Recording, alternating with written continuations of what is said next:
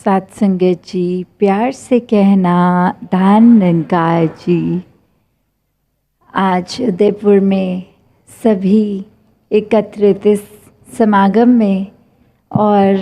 ये शहर का नाम भी उदयपुर की उदय जो शब्द है राइज के, ये एक हमने किसमें एक उदय होना है, जीवन में आए हैं तो ये असली रोशनी ये ही हर समय उदय रहे कि हम इस परमात्मा, इस निराकार से एक अपना दिल का नाता जोड़ेंगे, हर समय इस रोशनी में रहेंगे तो ये आत्मा हर समय उदय ही है, क्योंकि ये अपने असली स्रोत से जुड़ गई है। कैसे शहर में जब खूबसूरती की भी बात होती है, कहाँ वो पानी भी एक पहाड़ छोटे से कितने खूबसूरत लगते हैं, तो बात वही कि ये खूबसूरती और उसके अंदर विचरण करना, ये परमात्मा ने कैसे वो पानी को जो बनाया उस पहाड़ जैसा नहीं बनाया, एक पेड़ जो बनाए वो किसी और चीज़ जैसे नहीं दिखते, उसी प्रकार इंसानों के अंदर भी एक जो वो रूप बनाया कि चाहे शक्ल आकार अलग हो, रंग अलग हो, भाषा अलग हो, एक दिखने में अलग, एक खाना पीना पहनावा कितना भी अलग हो, किसी भी प्रांत के हों, किसी भी देश के हों, तो बात यही कि जिस तरह इस कुदरत में ये कादर छुपा होता है, ये रचनहार अपनी रचना में होता है, ये रचना के हर उस अंग में है। जिस तरह कोई पेंटिंग होती है तो उसमें वो पानी पेंट वो हर जगह ही है, तो उसी तरह एक संसार में भी चाहे देखने में अलग, स्वभाव में अलग, फिर भी ये जो एकत्व है, ये एकत्व संभव तभी होता है जब पहले अपने मन का नाता इस परमात्मा से जुड़ा हो, आत्मा ने अपना असली घर, ये निज घर देखा हो कि ये परमात्मा की पहचान आत्मा जहाँ से आई है और ये शरीर ख़त्म होने पे इस आत्मा ने कहाँ जाना है। तो बात वही कि शरीर चाहे कितने भी भिन्न भिन्न हों, सबका एक कॉमन फैक्टर कि ये सभी में परमात्मा है, और यही ब्रह्म ज्ञान द्वारा ये निराकार के जब दर्शन होते हैं, इस परमात्मा के दर्शन होते हैं, तो वो समझ कि हर एक में अब ये देखना बहुत ही आसान हो गया है, क्योंकि ये जो है बेरंगा, इतना विराट जिसकी कोई सीमा ही नहीं है, इतना विशाल, ये हर समय रहने वाला एक रस, एक सत्य, कि कैसे इसने समय समय पे नहीं बदलना, इसने हर समय एक जैसा रहना है। तो बात वही जब अपने मन को इस सच्चे के साथ जोड़ लेते हैं, इस सत्य के साथ जोड़ लेते हैं, तो फिर एक पल भर का सुख चैन दुनियावी वो फीका फीका लगने लग जाता है कि एक समय तो एक ही चीज़ है जो इतनी प्रार्थना करके, इतनी मेहनत करके जीवन में लाए, और अब वही चीज़ दुख का कारण बन गई, तो यतन प्रार्थना उसमें लग गई कि ये चीज़ जो जीवन में है ये अब ना हो। तो कैसे इंसान खुद अपनी इच्छाओं को इतना प्रबल कर लेता है, बढ़ा लेता है कि फिर एक वो चीज़ कोई हासिल नहीं तो चैन नहीं, और जब वो चीज़ हासिल हो गई तो भी चैन नहीं। तो एक असली सुख चैन कहाँ से आएगा? ये तो इसी स्थिर परमात्मा से आएगा। जो चीज़ संसार की खुद पल पल में बदल जाती है, उसके साथ जुड़ेंगे तो मन अस्थिर ही रहेगा, और वही मन जब एक स्थिर परमात्मा के साथ जुड़ जाता है, फिर कोई भी बदल जाए चीज़ संसार की, ये मन क्योंकि स्थिर से जुड़ा है, ये मन बिल्कुल अस्थिर नहीं होता, बिल्कुल बेचैन नहीं होता। एक अपने आप को हर समय की आनंद की अवस्था फिर इस मन की बन जाती है कि दुख सुख कुछ भी हो, इस मन ने तो आनंद में जीना है। तो कैसे अपने मन को हर समय आनंद में जीवन जीने का हर कोई जो एक पोटेंशियल रखता है। बात सिर्फ इतनी कि इस आत्मा को इस परमात्मा से जोड़ना है और वो शरीर में रहते रहते ही कार्य होगा, क्योंकि ये आत्मा शरीर के अंदर है। तो इसलिए ये जीवन में शरीर ने सेवा भी करनी है, सुमिरन भी करना है, सत्संग भी करना है, और ये करते करते हर समय इस परमात्मा से जुड़ना है। तभी ये सभी कार्य अच्छी तरह एक सही रीज़न्स, एक सही कारण की वजह से होंगे कि एक सिर्फ ऊपरी ऊपरी इंसानियत नहीं कि अभी कोई है सामने तो अपना बेस्ट बिहेवियर दिखाओ, एक अच्छे तरह से आचरण करो, और जब कोई भी नहीं तो बस मन में फिर क्रोध आ जाना, फिर मन में एक बेचैनी आ जानी, फिर मन में एक वही भाव कि कोई सामने होगा तो हम अच्छे बन के दिखा देंगे, एक किसी के लिए वो 2-4 व्यक्ति हों तो मदद भी कर देंगे। तो भाव वो नहीं कि सिर्फ किसी को दिखाने के लिए सत्संग आना है, या घर परिवार के कुछ सदस्य सत्संग आते हैं तो देखा देखी हम भी चले जाएं। नहीं, ये सत्संग आने का मतलब कि अपने मन को इस रूह की जो खुराक होती है कि जैसे शरीर में हम भोजन खा के अपना खाना एक शक्ति लेते हैं, तो ये आत्मा को शक्ति इस परमात्मा से मिलती है, और सेवा सिमरन सत्संग उस आत्मा के भोजन और प्यास का वो एक साधन बनते हैं कि जितना ज़्यादा सत्संग आके एक संतों के साथ रहेंगे, एक अच्छी मति को धारण करेंगे, उतना जीवन संवर जाता है। मन से जितना सुमिरन इस दातार के साथ जुड़ के होगा, इसके लिए बिना छल कपट मन में कोई इच्छा रखते हुए निस्वार्थ होके ये सेवा और सिमरन की जाए, तो ही वो असली वजह से हो सकती है। तो कैसे संतों ने तो हर समय से ये समझा दिया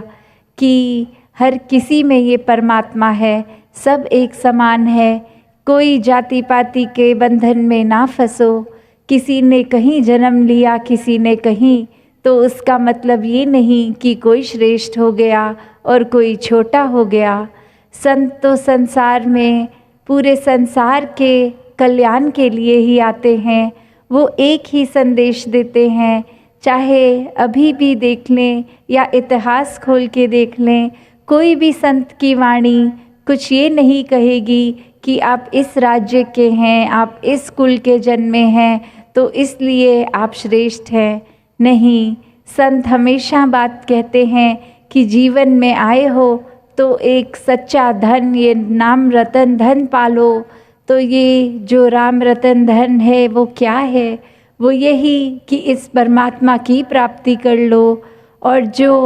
एक ये प्राप्ति करके फिर इस परमात्मा से जुड़ जाता है, उसको हर एक में ये परमात्मा दिखता है। तो भक्तों ने, संतों ने यही सिखाया है कि अपने जीवन में छोटी छोटी चीज़ों को उस तरह तवज्जो ना दो। अपने मन से कुछ श्रेष्ठ, कुछ एक नीचा बना लिया है जो उस दीवार को गिरा दो। हर एक को अपनाओ, हर एक के साथ एकत्व बन जाएगा। जब इस परमात्मा के साथ एकत्व है, ये एकता ये कोई वैसी नहीं कि सब एक जैसे दिखे, एक जैसे खाएं पिए पहने, एक जैसे एक क्लोन्स नहीं बनने की ज़रूरत। अपने अपने कल्चर में जिस तरह रहते हैं वैसी खूबसूरती चाहे पहनावे में, खाने में हो, पर बात वही कि सब में परमात्मा के दर्शन करो, क्योंकि परमात्मा घट घट में है, हर एक में है। तो जैसे वो सभी ने सुना भी होगा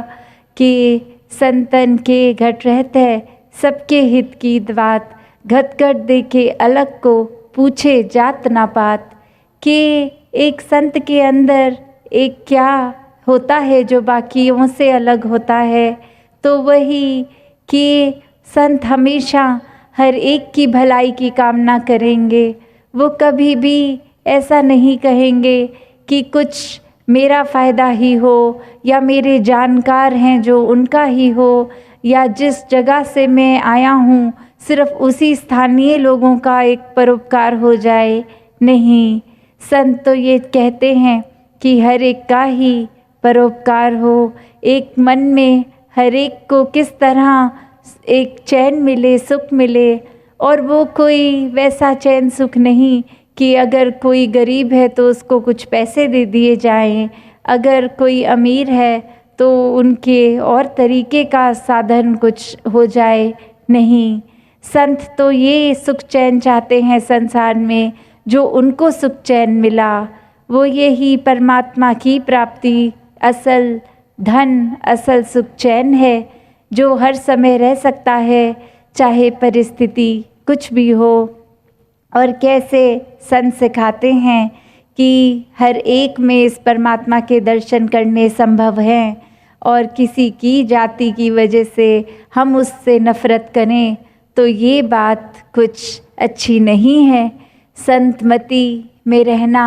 मतलब हर एक को एक समान, एक दृष्टि से देखना, चाहे वो कोई काम करते हों, चाहे वो किसी भी एक श्रेणी के हों, चाहे वो कहीं भी एक अपना स्थान बना के रहते हों। तो बात वही कि परमात्मा हर एक में है, और किस तरह हम जब इस परमात्मा के साथ जुड़ जाते हैं, ये मन जुड़ जाता है। जैसे अभी सत्संग के दौरान वो उदाहरण भी आया कि नदी सागर में आती है अपने असली स्रोत में, तो फिर बात वो नहीं कि नदी का तो अस्तित्व खो गया, पर नदी उस चीज़ में खुश है कि अब वो और विशाल हो गई, वो सागर हो गई, जहाँ दायरा नदी का छोटा सा और वहाँ अब विशाल सागर। तो बात वही कि जब हम ऐसे छोटी छोटी चीज़ों से उठ जाएंगे तो ये एक विशाल की तरह ये परमात्मा को मन में बसाएंगे तो नफ़रत पनप नहीं पाएगी, क्योंकि जिस मन में परमात्मा होता है वो मन तो प्यार करता है, वो करुणा से भरा दिल होता है, वो फिर हर समय इसी इच्छा में रहता है कि अपनी कोई पर्सनल इच्छा नहीं है, कोई हमारे लिए कुछ अच्छा हो जाए, नहीं, ये पूरे संसार के हित की इच्छा रखने वाला मन हो जाता है। कैसे धोखा, झूठ, कपट इससे उठकर एक सुख शांति हर एक को मिले, ऐसा मन बन जाता है। तो किस तरह जीवन में हम भक्ति को महत्वता हर कोई देता है, बस फ़र्क यही कि जब तक इस परमात्मा को देखा नहीं, भक्ति अपने हिसाब से कर रहे हैं, और जब इस परमात्मा को देख लिया तो ही अच्छी और सच्ची भक्ति, ये शुरुआत इसकी, जो गीता में भी एक ज्ञानी भक्त की आवाज़ कि ये सबसे श्रेणी ऊंची, जब इस परमात्मा के दर्शन कर लिए, इसके प्यार में मन इतना मंत्रमुग्ध हर समय कि फिर कोई भी काम करेंगे प्यार से ही करेंगे, किसी को हम गलत तरह से फिर किसी से बात नहीं करेंगे, क्योंकि इस मन में परमात्मा और प्रेम बस गया है। और ये प्रेम से युक्त जीवन तो परोपकारी जीवन होता है। फिर हर एक के साथ जहाँ हर एक का आदर सम्मान होगा, वहीं फिर छोटी छोटी चीज़ों से उभर के एक आनंद की अवस्था आ जाएगी। तो दातार कृपा करे हर किसी पे कि अपने जीवन में जहाँ एक अक्सर ऐसी सोच भी आ जाती है कि कोई वस्तु चीज़ हाथ है या नहीं, उसको लेके इंसान चिंता करता है। और संत ये सिखाते हैं कि ये चिंता बीते पल की भी नहीं करनी, आने वाले समय की भी नहीं। इस पल में जो हो सुकून से, चैन से, आनंद में जियो। फिर बीते हुए समय की और आने वाले समय की कोई चिंता नहीं रहेगी। जैसे एक उदाहरण अक्सर सत्संग में हमने सुना कि कैसे कोई घर में एक डिस्कशन हो रही है कि हम अपने बच्चे को आगे जब वो बड़ा होगा उसको डॉक्टर बनाएंगे, उसको कुछ और बनाएंगे। ऐसे सब सदस्य डिस्कस कर रहे हैं कि घर के बच्चे को बड़े होके क्या बनाना है। और जब पूछा गया कि बच्चे का इंटरेस्ट किस में है, वो क्या बनना चाहता है, तो बात वही कि वो बच्चा आगे है ही नहीं, अभी तो विवाह ही हुआ है, बच्चा हुआ नहीं। तो बात वही कि एक चीज़ जो है ही नहीं, उसकी हमने कल्पना, उसकी इच्छा इतनी बढ़ा दी कि अभी जो हाथ में है पहली चीज़ वो ही नहीं है, तो आगे उसके इतने भविष्य में, फ्यूचर में जाके क्यों परेशान होना। तो बात यही कि अपने जीवन में हर समय जो है ये परमात्मा, इसके साथ जुड़ेंगे तो कोई एक परेशानी नहीं, कोई बेचैनी नहीं होगी। हर समय इस परमात्मा के एहसास से मन सुकून से भरा रहेगा। तो ऐसी ही भक्ति हर एक के हिस्से आए। और ये भक्ति को मजबूत करने के लिए, इस परमात्मा के हर समय के एहसास के लिए, इसकी जानकारी होनी, इसको आँखों से देखकर, इसके साथ प्यार करके उस तरह जीवन को जीना बहुत ज़रूरी है। वरना तो अनुमान से ही अगर जिएंगे तो पूर्णता से हम भक्ति नहीं कर पाएंगे। तो दातार कृपा करे कि ये परमात्मा हर एक के जीवन में आए, ये हर दिल में समाए और हर किसी शरीर से एक ऐसे ही काम लिए जाएं जो अपने लिए भी और संसार के लिए भी परोपकारी कार्य हों। वो फिर कार्य नहीं, सेवा बन जाते हैं। दातार हर एक पे कृपा करे। साथ संगत जी, धन निरंकार जी।